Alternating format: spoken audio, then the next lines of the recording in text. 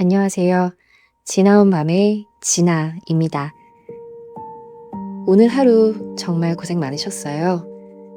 남들은 다 잘 지내는 것 같은데 나만 제자리인 것 같고 별거 아닌 말 한마디에 마음이 툭 꺾여버리는 그런 날이 있습니다. 우리는 참 많은 것을 참고 견디며 삽니다. 직장에서 내 역할을 다하기 위해, 집에서 좋은 부모나 자녀가 되기 위해, 혹은 괜찮은 사람으로 보이기 위해 정작 내 마음이 보내는 신호는 모른 척할 때가 많아요. 그런데 그거 아세요? 지금 마음이 힘든 건 당신이 그만큼 오늘 하루를 치열하게 살아냈다는 증거이기도 합니다. 깎여나간 마음의 자리는 상처가 아니라 더 단단하고 둥근 사람이 되어가는 과정일 뿐이에요. 그러니 오늘 밤만큼은 스스로에게 조금만 너그러워졌으면 좋겠어요. 오늘 참 잘 참았다, 정말 애썼다 라고요. 당신의 그 수고로움을 제가, 그리고 이 밤이 온전히 알아주고 싶습니다. 오늘 여러분들께 추천하고 싶은 책은 김소연 시인의 산문집 마흔사전입니다. 마음이 아픈 것은 마음이 내 몸 안에서 길을 잃었기 때문이 아니라 갈 곳을 다 정해놓았는데 몸이 따라주지 않기 때문이다. 우리는 늘 마음에게 미안해하며 살아야 한다. 마음은 늘 우리보다 앞서가서 기다리고 있고 우리는 늘 그 뒤를 허덕이며 따라가고 있으니까.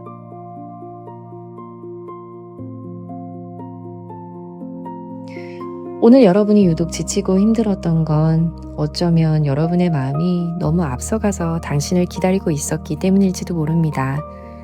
잘하고 싶은 마음, 책임지고 싶은 마음이 너무 커서 몸이 미쳐 따라가지 못한 거죠. 그러니 오늘 밤만큼은 앞서가 있는 그 마음을 잠시 불러 세워보세요. 오늘 하루도 따라오느라 고생했다고 내 몸과 마음을 따뜻하게 안아주셨으면 좋겠습니다. 안녕하세요. 지나온 밤의 진아입니다. 오늘 하루 잘 보내셨나요? 저는 몸과 마음이 약간은 지친 하루였던 것 같아요. 인간관계라는 것 참 묘하죠. 분명 같이 있는데 나만 혼자 섬에 갇힌 기분이 들 때가 있어요. 나를 아끼는 척하며 교묘하게 상처를 주는 말들, 내 진심을 이용해 자기 실속만 챙기는 태도들. 그 사이에서 우리는 웃으며 고개를 끄덕이지만 사실 마음속에선 수백 번도 넘게 관계의 끈을 놓아버리고 싶어 합니다. 그런데 왜 우리는 선뜻 그 끈을 놓지 못할까요? 아마도 나쁜 사람이 되고 싶지 않아서, 혹은 그 사람을 잃으면 내 세상이 좁아질까봐 두려워서일지도 모릅니다. 하지만 기억하세요. 모든 사람에게 사랑받으려 애쓰는 건 모든 사람에게 상처받을 문을 열어두는 것과 같습니다. 무례한 사람에게 예의를 갖추느라 정작 가장 소중한 나 자신에 대한 예의를 잃고 있진 않나요?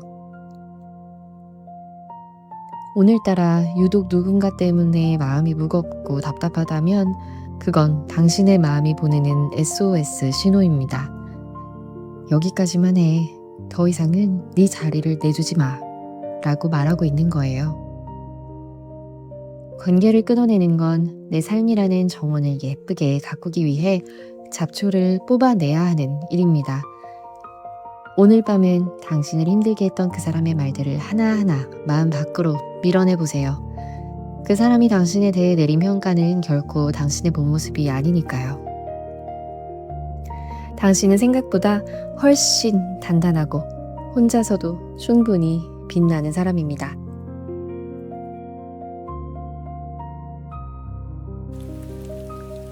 오늘 함께할 책은 정문정 작가의 무례한 사람에게 웃으며 대처하는 법입니다. 나의 공간을 침범하는 사람들에게 여기는 내 자리다 라고 알려주어야 할 의무가 나에게는 있다. 관계에도 유통기한이 있습니다. 상한 음식을 억지로 먹지 않듯 상처를 주는 관계를 억지로 붙들지 마세요. 안녕하세요. 지나온 밤의 진아입니다. 오늘 하루 견뎌내시느라 참 고생 많으셨어요. 살다 보면 그런 날이 있죠. 모든 전등이 꺼진 캄캄한 방에서 나 혼자만 길을 잃은 것 같은 날. 아무리 버텨도 나아질 것 같지 않고 그냥 다 놓아버리고 어디론가 숨어버리고 싶을 때요. 내가 뭘 그렇게 잘못했길래 이렇게 힘든 걸까 하는 생각이 꼬리를 물면 마음은 한없이 바닥으로 가라앉곤 합니다. 그런데 지나온 밤들을 돌이켜보면 우리를 다시 일으켜 세운 건 대단한 기적이나 거창한 성공이 아니더라고요.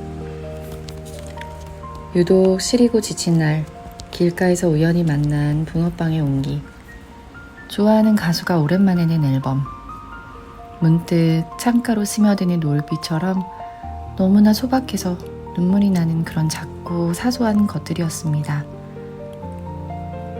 만약 지금 모든 걸 포기하고 싶을 만큼 지쳤다면 내일의 큰 계획이나 먼 미래는 잠시 접어두세요.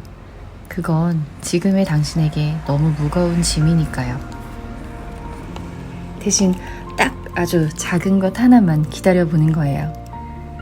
내일 아침에 마실 따뜻하고 향긋한 커피 한 잔, 내가 좋아하는 플레이리스트의 다음 곡, 혹은 내일 퇴근길 지하철 창밖으로 보일 노을 지는 서울의 야경 같은 것들 말이죠. 포기하고 싶다는 건 역설적으로 그동안 정말 잘해내고 싶었다는 마음의 반증이기도 합니다. 당신은 이미 충분히 치열했고 온 힘을 다해왔어요. 그러니 아주 잠시 멈추어가도 괜찮습니다. 힘차게 달리지 않아도 좋으니 그저 내일의 소박한 즐거움 하나만을 마음에 품고 이 밤을 무사히 건너가기로 해요. 오늘 제가 추천하고 싶은 책은 마쓰다 미리의 오늘의 인생 시리즈입니다. 그럼에도 말이다. 사람이 공부를 시작했을 때의 마음을 보글보글 졸인다고 해보자. 마지막에 냄비 바닥에 남는 것은 인생을 더 잘 살고 싶어 라는 마음 한 숟갈 아닐까? 왠지 모르게 안쓰러웠습니다. 지지 말렴 이렇게 응원하면서 전철에서 내린 오늘의 인생. 살아있는 시간이 더 길다. 아무리 짧은 인생이었더라도 살아있는 시간이 더 길다. 여러분, 우리가 지금 다 포기하고 싶을 만큼 힘든 건 그동안 너무 거창한 목적을 향해 숨가쁘게 달려왔기 때문일지도 모릅니다. 내일은 그 무거운 짐을 잠시 내려놓고 아주 작은 즐거움 딱 하나만 발견해보는 건 어떨까요? 아, 정말 내 편은 하나도 없구나. 내 마음을 다 털어놓을 사람도, 내 힘듦을 온전히 알아주는 사람도 없는 것 같아 섬처럼 뚝 떨어진 것 같은 기분이 드는 밤. 어쩌면 당신은 아주 오랜 시간 동안 가장 가까운 울타리 안에서조차 온전한 내 편을 갖지 못해 외로워했을지도 모릅니다. 언제나 내가 먼저 버팀목이 되어줘야만 해서 누군가의 상황을 늘 먼저 배려하느라 정작 내 마음의 허기는 당연하게 지나쳐 왔을지도요. 안녕하세요. 지나온 밤의 진아입니다. 오늘 하루 잘 보내셨나요? 기대어 쉴 사람이 없다는 그런 무게감은 생각보다 정말 더 외롭고 아픕니다. 하지만 세상이 등을 돌린 것 같은 날에도 당신에게는 절대로 변하지 않는 세상, 가장 강력한 편이 이미 존재합니다. 바로 그 모진 시간들을 묵묵히 버텨내준 나 자신이에요. 오늘 밤 내 편이 하나도 없다고 느껴진다면 침대에 누워서 가만히 눈을 감고 이 두 가지를 한번 해보세요. 첫째, 3인칭 시선으로 바라보기입니다. 지금 너무 힘든 나를 내가 가장 아끼는 소중한 친구라고 상상해 보는 거예요. 그 친구가 내 앞에서 울고 있다면 네가 부족해서 그래. 이렇게 다그치진 않겠죠. 네 잘못이 아니야. 정말 고생 많았어. 라며 꼭 안아줄 다정한 말들을 오늘 밤엔 나 자신에게 그대로 들려주는 겁니다. 둘째, 오늘의 작은 마침표 찍기입니다. 못한 일이나 아쉬운 관계를 곱씹는 대신 아주 사소한 것이라도 오늘 내가 해낸 일에 집중하는 거예요. 지친 몸으로 오늘 하루를 무사히 버텨낸 것, 오늘 하루 공부 열심히 한 것, 아이를 깊은 잠에 잘 재우고 나온 것, 이 힘든 밤을 도망치지 않고 마주하고 있는 것, 그런 작은 행동에 오늘도 이만하면 잘 해냈다며 스스로 마침표를 찍어주는 순간 마음에 단단한 중심이 잡히기 시작할 겁니다. 오늘 추천드리는 책은 엔도 슈사코의 나를 사랑하는 법입니다. 나이가 들면서 나는 내 자신이 가지고 있는 나약함에 대처하는 방법을 아주 자연스럽게 알게 되었다. 그 방법이란 바로 남들 앞에서 강해 보일 필요가 없다는 것이었다. 있는 그대로 내가 가지고 있는 약점을 인정하고 가능한 한 유리하게 바꿔보자고 생각한 뒤에야 열등감에서 벗어날 수 있었다. 매력이 있는 사람, 아름다운 인생에 끌리는 것은 누구나 할 수 있는 일이다. 그러나 그런 것은 진정한 의미의 사랑이 아니다. 색바랜 누더기처럼 되어버린 인간과 인생을 버리지 않는 것이 사랑이다. 이렇게 작은 생각의 방향을 나에게로 돌리는 것만으로도 외로움의 무게는 한결 가벼워집니다. 지금 눈앞이 조금 캄캄하고 홀로 서 있는 것 같아도 괜찮아요. 이제는 남들의 속도가 아닌 오롯이 나의 속도로 내가 나의 손을 잡고 한 걸음씩 걸어 나가면 됩니다. 당신은 생각보다 훨씬 더 강하고요. 그 자체로 이미 충분히 빛나는 사람이니까요. 오늘도 잠자긴 글렀다. 어두운 방 안에서 핸드폰 불빛에 의지한 채 이 영상을 마주하셨다면 아마 높은 확률로 이런 생각을 하고 계실 거예요. 안녕하세요. 지나온 밤의 진아입니다. 오늘 하루 잘 보내셨나요? 별것도 아닌 과거의 기억들이 갑자기 이불 속까지 쫓아오고 아직 오지도 않은 내일의 걱정들이 꼬리를 물 때 이러다가 내일 피곤할 텐데 하는 조바심이 오히려 숨을 더 가쁘게 만들곤 하죠. 지나간 낮의 소음들이 밤이 되어서야 내 머릿속에서 축제를 벌이고 있는 겁니다. 그럴 땐 가장 간단한 것부터 우리 함께 해볼까요? 먼저 그냥 단순하게 생각하는 거예요. 어차피 일어날 일은 내가 걱정하지 않아도 일어납니다. 반대로 일어나지 않을 일은 밤새도록 걱정을 해도 결국 안 일어날 거예요. 그러니까 지금 하는 걱정의 대부분은 오늘 밤의 나를 괴롭히는 것 외에는 아무런 쓸모가 없는 셈이죠. 내가 어쩌지 못하는 내일의 일들은 그냥 내일의 나에게 맡겨두세요. 생각보다 미래의 우리는 오늘 밤의 걱정보다 훨씬 더 씩씩하게 그 일들을 해낼 테니까요. 그러니 잠들지 못하는 자신을 탓하느라 아까운 밤을 낭비하지 마세요. 무거운 책임감과 조바심은 제가 대신 꺼드릴게요. 오늘 함께할 책은 김혜남 작가의 생각이 너무 많은 30에게입니다. 우물안 개구리가 문제가 아니라 우물 안에서 불행하게 사는 개구리가 문제였다. 우물이든 바다든 행복하게 살면 된다. 내가 아닌 바다 개구리가 되려고 하지 말고 바다 개구리가 된 척 하지 말고 그냥 나로 행복하게 살면 된다. 그러면 내가 있는 곳이 어디든 그로 인해 불행해지지 않는다. 완벽한 준비가 필요한 일은 많지 않다.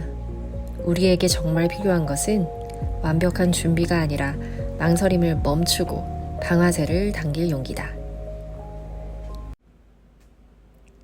딱 일주일만 아무도 나를 모르는 곳으로 숨고 싶다. 요즘 그런 생각 자주 하시죠? 안녕하세요. 지나온 밤의 진아입니다. 오늘 하루 잘 보내셨나요? 세상이 요구하는 내 이름과 역할, 수많은 관계의 소음들에 치이다 보면 내 마음의 용량은 금세 바닥을 드러내고 맙니다. 지금 우리에게 필요한 건 어떤 것보다도 그저 나 자신 그대로 숨 쉴 수 있는 지극히 안전하고 비밀스러운 시간인지도 몰라요. 작가 파스칼 메르시의 소설 리스본행 야간열차에는 현실의 모든 관계를 끊고 낯선 도시로 가는 기차에 오르는 주인공이 나옵니다. 정말 영원히 산다면 의미가 있는 일이 하나라도 있을까? 우리는 시간을 계산하지 않아도 되고 놓치는 것도 없으며 서두를 필요도 없다. 우리가 어떤 일을 오늘 하든 내일 하든 아무런 상관이, 정말 완벽하게 아무런 상관이 없다. 회복할 시간이 얼마든지 있으므로 수없이 많은 실수도 영원 앞에서는 무가 되고 뭔가 후회한다는 것도 무의미해진다. 죽음을 생각하며 다른 사람들과의 관계를 바로 세우기. 적대 관계를 청산하고 자신이 행한 잘못을 사과하며 속 좁은 마음 때문에 하지 못했던 다른 사람을 인정한다는 말을 소리내어 발음하기. 다른 사람들의 빈정됨, 잘난 척, 그 외에 타인이 누군가에 대해 지닌 변덕스러운 판단 등 지나치게 중요하다고 생각했던 일들을 더는 중요하게 생각하지 않기.